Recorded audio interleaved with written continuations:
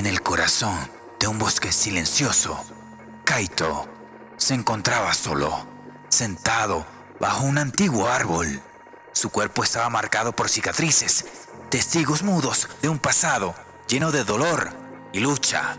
La luna, su única compañera, iluminaba su rostro severo y el viento susurraba entre las hojas como si conociera los secretos de su alma.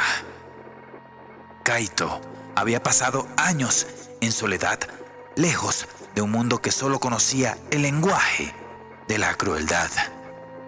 Desde niño había aprendido que la compañía podía ser una daga y que la soledad, aunque dolorosa, era un refugio seguro.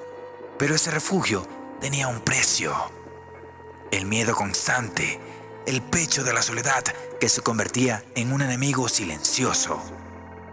En su juventud, Kaito había sido un niño que conoció el rechazo y la violencia en las manos de aquellos que deberían haberlo amado. Los recuerdos de su infancia eran como sombras que lo perseguían, recordándole que, en un mundo tan oscuro, la única luz que podía encontrar era la que él mismo creaba. Kaito sabía que la soledad no era un castigo impuesto por otros, sino una elección que él mismo había hecho.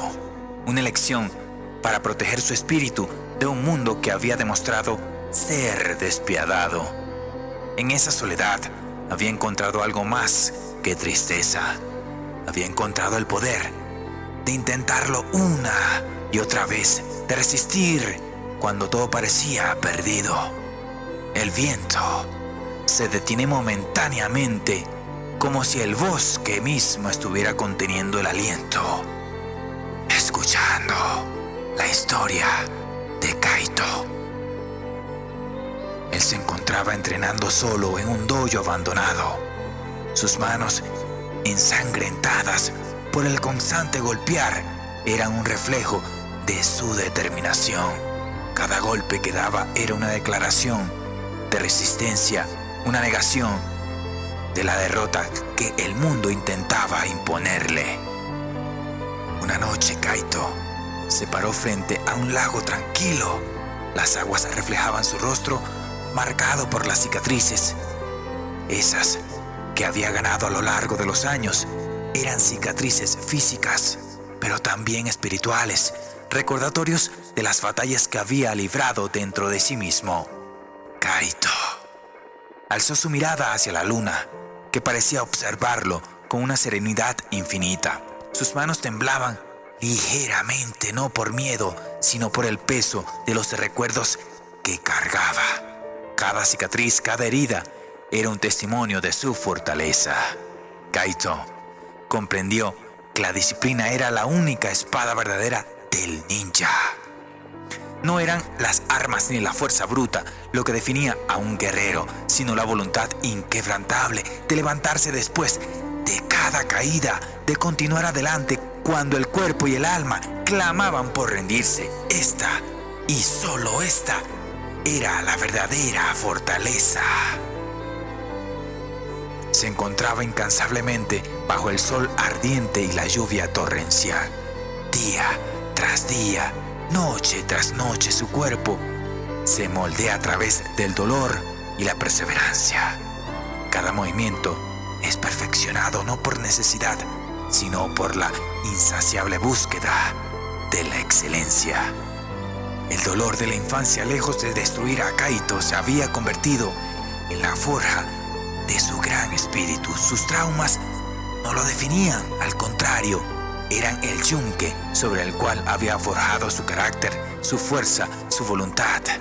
Kaito era el resultado de su dolor, pero también de su disciplina. A los 33 años, Kaito regresó a su aldea natal. Había pasado mucho desde que había dejado ese lugar, huyendo de los fantasmas de su pasado, ahora convertido en un hombre, convertido en un ninja, con cicatrices que eran vistas con respeto y honorabilidad, y sus ojos reflejaban la sabiduría que solo se gana a través de la experiencia. Los aldeanos la observaban con una mezcla de temor y reverencia, conscientes de que Kaito ya no era el niño que una vez conocieron.